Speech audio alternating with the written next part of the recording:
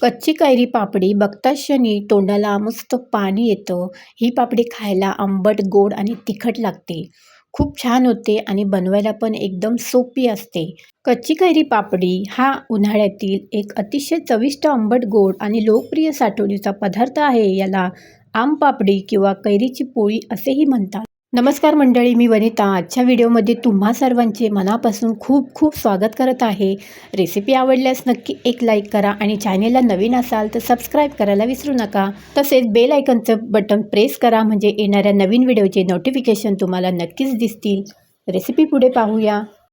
सर्वात प्रथम आपण कैरी ही स्वच्छ धुवून घ्यावी. त्यानंतर आपल्याला ही कैरी सोलून घ्यायची आहे. आता ह्या मागच्या व्हिडिओमध्ये मी कैरीचे सरबत बनवले तर त्यात मी कैरी सोलून नव्हती घेतली. आता ह्या रेसिपीमध्ये कैरी मी सोलून घेणार आहे, कारण कैरीमधला आपल्याला आतला गर घ्यायचा आहे. कैरी सोलून घेतलेली आहे. आता आपल्याला हे कट करून घ्यायचं आहे, कारण कैरीमधला आपल्याला आतला गर घ्यायचा आहे. आता हे बारीक मोठे कट करून घेतलेले आहेत. आता काय करायचं आहे, आपल्याला कढई गरम करून त्यामध्ये पाणी उकळून घ्यायचं आहे आणि त्याच्यामध्ये हे कट केलेले तुकडे आपल्याला असे गरम म्हणजे शिजवून घ्यायचे आहेत. आता हे आपले शिजून झालेले आहेत कैरीचे तुकडे. स्मॅशरने आपल्याला एका चाळणीमध्ये घेऊन त्याचा पूर्ण गर काढून घ्यायचा आहे. हा गर मस्त असा निघलेला आहे. आता हा गर आपला तयार झालेला आहे. मंडळी, ही रेसिपी अगदी कोणालाही सहज येऊ शकते. आता ह्याला कढईमध्ये टाकून त्याच्यामध्ये गोडप्रमाणे 1 वाटी मी साखर घेतलेली आहे. त्याचप्रमाणे आता हे मिक्स करून घेऊ, याचा पाक तयार करून घेऊ आणि याच्यामध्ये आपल्याला मिरी पावडर घालायची आहे. त्याच्यामुळे आपली पापडी मस्त लागल तिखट. त्याचप्रमाणे आपल्याला चिली फ्लेक्ससुद्धा टाकायचे आहेत. आता कच्च्या कैरीची पापडी म्हटलं तर आपल्याला ग्रीन दाखवलीच पाहिजे, हिरवी दाखवलीच पाहिजे. मग त्यासाठी फूड कलर वापरलेला आहे.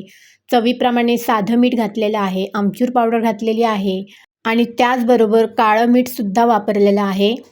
आता हे पाक आपला तयार झालेला आहे. इकडं ताट घ्यायचं, ताटाला तेल लावून घ्यायचं आणि चमचनी हे सारण सगळं ताटामध्ये ओतून घेऊन ज्याप्रमाणे आपण होळीला पापड्या तयार करतो त्याप्रमाणे गोल फिरून घ्यायचं, म्हणजे पापडीसारखा आकार येतो आणि ताटाला सगळीकडून चिटकून जातं आणि आपली कैरीची पापडी किती सुंदर दिसते बघा. आता ही पापडी 2 ते 3 ताटामध्ये आपल्याला सारखी करून घ्यायची आहे आणि दिवसभर उन्हात किंवा 2 दिवस उन्हामध्ये कडकडून सुकून ही पापडी तयार करायची आहे. आता हे 2 दिवस मी उन्हामध्ये ठेवली आणि ही पापडी तयार केलेली आहे. सुरीने आपले छान असे कट करून घ्यायचे लाईनीत. पूर्ण साईजप्रमाणे ते पापडीचे रोल तयार होतात आणि नंतर सहज असे सुरीने थोडं उचलून हा रोल अगदी सहज तयार होतो.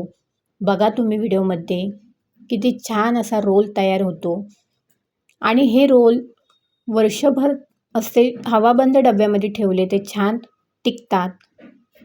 महाराष्ट्रात घरगुती स्तरावर विशेषतः उन्हाळ्यात प्रत्येक मराठी घरात हा पापड आवडीने बनवले जातात. त्याचप्रमाणे कोकण विभागात, सिंधुदुर्ग आणि रत्नागिरी भागात कच्च्या कैरीचे पापड तसेच आंबापोळी खूप मोठ्या प्रमाणावर बनवली जाते.